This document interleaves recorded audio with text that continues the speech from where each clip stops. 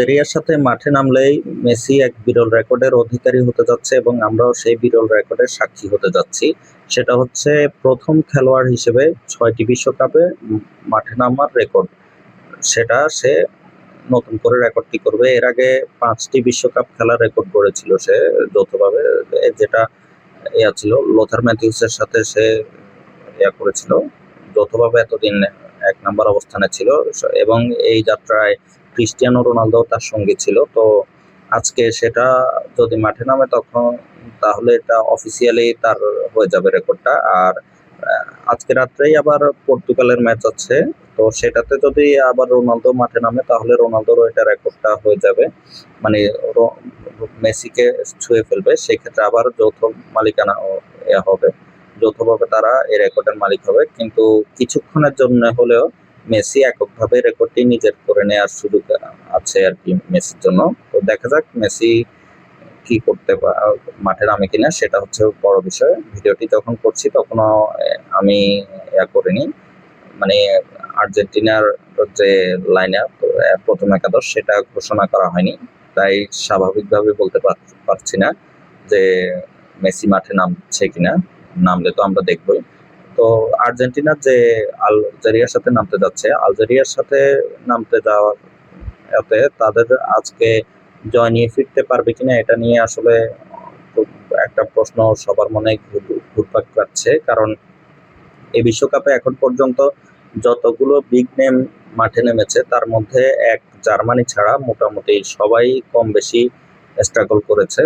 তো স্পেন এবং ব্রাজিল তো ড্রই করলো এবং নেদারল্যান্ডও ড্র করে এলো। তো সেই হিসেবে বলা চলে যে আর্জেন্টিনার জন্য ম্যাচটা খুব একটা সহজ হবে এমনটা ভাবার কোনো কারণ নেই। তবে আর্জেন্টিনার এছাড়া আর্জেন্টিনার জন্য যেটা চ্যালেঞ্জের হতে পারে সেটা হচ্ছে আজকে আলজেরিয়া যে মাঠে নামবে তাদের খেলার ধরনটা একটু হচ্ছে প্রেসিং সিস্টেমের, অর্থাৎ তারা হার্ড প্রেসিং সিস্টেমটা ফলো করে সাধারণত। তো ওইটা হলে আর্জেন্টিনার কিন্তু সাম্প্রতিক সময়ে না, আর্জেন্টিনাকে সবসময় মোটামুটি প্রেসিং করা টিমের বিপক্ষে একটু খাবি খেতে দেখা গিয়েছে। তো আলজেরিয়া আর্জেন্টিনাকে কতটা চ্যালেঞ্জ জানাতে পারবে সেটা আসলে দেখার বিষয় আছে। আর আর্জেন্টিনাও এটাকে কিভাবে হ্যান্ডেল করতে পারে সেটাও আমরা দেখার জন্য উন্মুখ হয়ে আছি। তবে একটা বিষয় হচ্ছে আর্জেন্টিনার প্লাস পয়েন্ট হচ্ছে তাদের কোচ হচ্ছে লিওনেল স্ক্যালোনি, যিনি আসলে একজন এমন একজন কোচ যিনি নির্দিষ্ট সিস্টেমে টানা না খেলিয়ে পরিবেশ পরিস্থিতি অনুসারে সিদ্ধান্ত নেন এবং দল সাজান সাধারণত। তো তিনি যদি আজকে এর যে আলজেরিয়ার ম্যাচ সেটার নিয়ে নিশ্চয় তিনি খুঁটিনাটি বিশ্লেষণ করেছেন এবং সেই অনুযায়ী তিনি সিদ্ধান্ত নেবেন যে কোন গেম প্ল্যানটা তিনি মাঠে এক্সিকিউট করবেন এবং সেটা প্লেয়াররা কিভাবে বাস্তবায়ন করে বা এক্সিকিউট করে সেটা হচ্ছে বিষয় আর কি। তিনি গেম প্ল্যান যেটা করার জন্য দায়িত্ব দেবেন প্লেয়ারদেরকে, প্লেয়াররা কতটুকু কি করতে পারে সেটা মাঠে নামলে দেখা যাবে। তবে আমার কাছে পার্সোনালি যদি বলতে হয় যে আমারও কি মনে হয়, তাহলে বলবো যে আমার কাছে মনে হয় না আর্জেন্টিনা খুব একটা চ্যালেঞ্জের সম্মুখীন হবে এর সাথে, বা চ্যালেঞ্জের সম্মুখীন হলেও তারা উঠে যাবে। কারণ তাদের যে অ্যাটাকিং লাইন আপ আছে এবং স্কোয়াড আছে, স্কোয়াডটাকে বলা হচ্ছে যে ক্লান্ত এবং কি ইনজুরি জর্জর এবং বয়সের ভারে কিছুটা নুজ্জ হয়ে আছে তাদের অ্যাটাক। আবার তাদের যে মিডফিল্ড সেটাতে যে প্লেয়ার আছে তারাও খুব একটা ভালো সিজন কাটিয়েছে এমনটি নয়। সবই ঠিক আছে, কিন্তু আর্জেন্টিনার ক্ষেত্রে একটা বড় প্লাস পয়েন্ট হচ্ছে তাদের প্লেয়াররা ক্লাবে যেমনই খেলুক তারা ন্যাশনালে এলে সাধারণত মানে বিস্ট ফর্মে চলে যায়। এটা একটা বড় প্লাস পয়েন্ট হয়েছে। মানে এই আর্জেন্টিনা টিমটা স্কালোনির অধীনে যে টিমটা খেলছে দীর্ঘদিন ধরে, এই টিমটার এটা একটা প্লাস পয়েন্ট। তো এখন দেখার বিষয় হচ্ছে টিমটা করলে মানে তারা প্রথম ম্যাচে কেমন খেলে। তবে আমার কাছে মনে হয় যে মেসি আছে, তো মেসি যদি মাঠে নামে তাহলে আর্জেন্টিনা অনেক সহজেই ম্যাচটা বের করে নিয়ে আসতে পারবে। মেসি হচ্ছে এমন একজন প্লেয়ার যে মানে যে কোনো মোমেন্টে আসলে ম্যাচ এর ফলাফল বদলে দিতে পারে, তো যে কোনো একটা ম্যাজিক্যাল মোমেন্ট ক্রিয়েট করার মাধ্যমে। তো আর্জেন্টিনার মেসি যদি মাঠে থাকে তাহলে খুব একটা চিন্তিত হওয়ার কারণ নেই বলে মনে হয়। বাকিরা যদি তাকে 22 সালের মতো সেইভাবে সাপোর্ট দিতে পারে। তবে আর্জেন্টিনার আজকে সম্ভবত ফিয়াকোকে মিস করবে। ফিয়াকো তো হচ্ছে এই লেফট ব্যাক হিসেবে আর্জেন্টিনার দীর্ঘদিন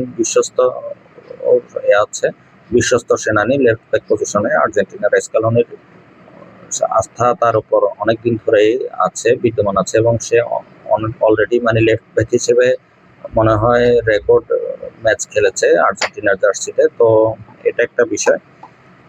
আর্জেন্টিনা তারপরে আমার কাছে মনে হয় যে মেসি যদি নাও থাকে, আর্জেন্টিনা আলজেরিয়ার সাথে ম্যাচটি জিতবে এবং ভালোভাবে জিতবে বলেই আমার মনে হয়। যতই হোক, আলজেরিয়াকে ছোট করছি না, কিন্তু আসলে ব্রাজিল আর্জেন্টিনাকে নিয়ে আমি সবসময় যে কথাটি বলি সেটাই এখানে বলবো, যে তারা যদি নিজেদের শেপে থাকে, কিছুটা হলেও শেপে থাকে, অন্য দলগুলো আসলে যত ভালোই খেলুক, মানে এরা ম্যাচ বের করে আনতে খুব একটা সমস্যায় পড়ার কথা নয় বা সমস্যায় পড়ে না, কারণ এদের প্লেয়ারদের ইন্ডিভিজুয়াল স্কিল এত বেশি যে এরা যে কোনো মুহূর্তে যে কোনো প্লেয়ার দেখা যায় যে ম্যাচের মোমেন্টাম চেঞ্জ করে দিতে পারে। তো এই আর্জেন্টিনা দলে মেসিকে নিয়ে আসলে নতুন করে কি বলবো, অলরেডি সে সর্বকালের সেরা প্লেয়ার হিসেবে অনেকে তাকে মানে স্থান দিয়ে দিয়েছেন। তো সেটা তো আছে, যদি সেটা নাও হয়, অলরেডি মেসিকে নিয়ে আসলে নতুন করে কিছু বলার নেই। তার যে ক্যালিবার বা ক্যাপাবিলিটি সেটা নিয়ে আসলে কি বলবো, সেটা আসলে আমার কিছু আলাদা করে বলার নেই, বা বললেও কিছু বা না বললেও কিছু আসলে সেটা না। তো যেটা বলতে চাচ্ছি, বাকিরা যারা আছে অ্যাটাকিং লাইনে, লাউতারো মার্টিনেজ, আলভারেজ, তারপরে এই বাকিরা যারা আছে, থিয়াগো আলমাদা, তারপরে নিকো সহ এরা যারা আছে, সবাই মোটামুটি যে কোনো মোমেন্টে ম্যাচের মোমেন্টাম চেঞ্জ করে দিতে পারে। তবে এই বিশ্বকাপে আর্জেন্টিনার জন্য একটাই বড় চিন্তার বিষয় হচ্ছে ডি মারিয়ার কাজটা কে করবে। ডি মারিয়া গত বিশ্বকাপে যেটা খেলেছে, যে ম্যাচের সিচুয়েশন অনুসারে তাকে কিন্তু তার পজিশন চেঞ্জ করে স্ক্যালোনি তাকে খেলিয়েছেন। কখনো লেফট ব্যাকে, ফাইনালে যেমন লেফট ব্যাকে শুরু করে আর্জেন্টিনাকে লিড এনে দিয়েছিলেন। তো আবার কখনো লেফট উইংয়ে খেলে দিয়েছিলেন, লেফট উইংয়ে খেলে আর্জেন্টিনাকে তিনি লিড এনে দিয়েছিলেন ফাইনালে। আর রাইট উইংয়ে খেলেও খেলতেছেন দরকারে, আবার প্রয়োজন হলে প্লে মেকিংও করেছেন, দরকার হলে আবার ফলস নাইনেও গিয়েছেন। মানে ডি মারিয়া যেভাবে খেলেছেন, এটা এইরকম প্লেয়ার আসলে যে কোনো দলের জন্য বড় সম্পদ। এবং আর্জেন্টিনাটা কিন্তু যে ফাইনাল গুলো হেরেছে, একটাতেও ডি মারিয়া উপস্থিত ছিল না। তো এইরকম প্লেয়ার আসলে পাওয়াটা টাফ। এখন ডি মারিয়ার যে রোল, সেটা আসলে কে প্লে করতে পারবেন সেটা হচ্ছে দেখার বিষয়। যদি ঠিকভাবে তারা এটা করতে পারে, কাভার দিতে পারে, তাহলে আর্জেন্টিনার সম্ভাবনা অনেক হাই বিশ্বকাপে ভালো করার। আর আমি আসলে বিশ্বকাপে তাদের ভালো না করার কারণ দেখি না। তাদের সমস্যা থাকবে, যে কোনো দলেরই সমস্যা আছে, কোনো দলই একেবারে নিখুঁত নয়।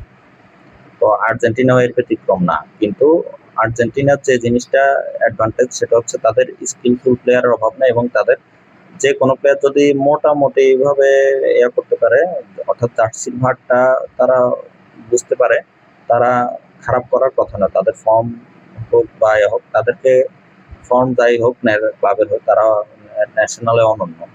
তো তাদেরকে হারাতে হলে খেলেই হারাতে হবে।